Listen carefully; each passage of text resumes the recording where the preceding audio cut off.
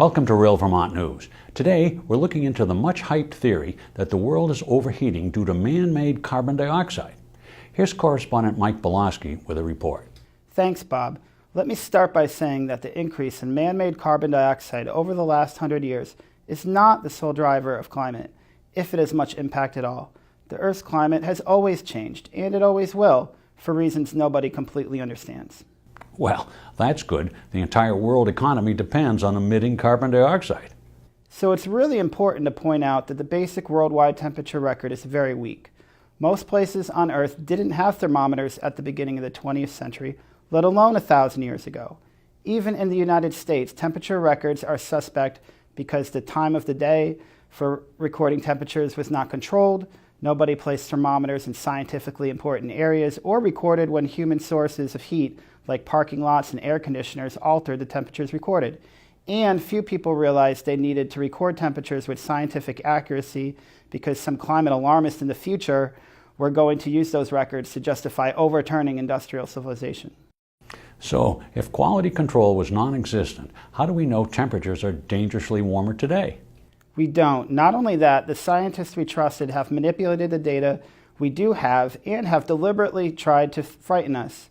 Remember the Climategate scandal in 2009, where leaked emails written by supposedly reputable UN climate panel scientists clearly showed intentional manipulation of world temperature data?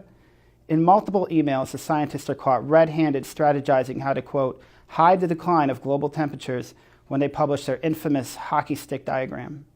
I remember the UN climate panel claimed that diagrams showed 1,000 years of stable temperatures until we started burning fossil fuels. It's what really launched the global warming movement. But many people still don't realize that the hockey stick's authors deliberately fudged the data to claim it's warmer today than ever before and that it's all due to carbon dioxide. Speaking of trust, let me share one of the classic false predictions from back in 1988 when this fear-mongering about global warming began. In that year, the New York Times published a story saying flat out that, quote, global warming has begun.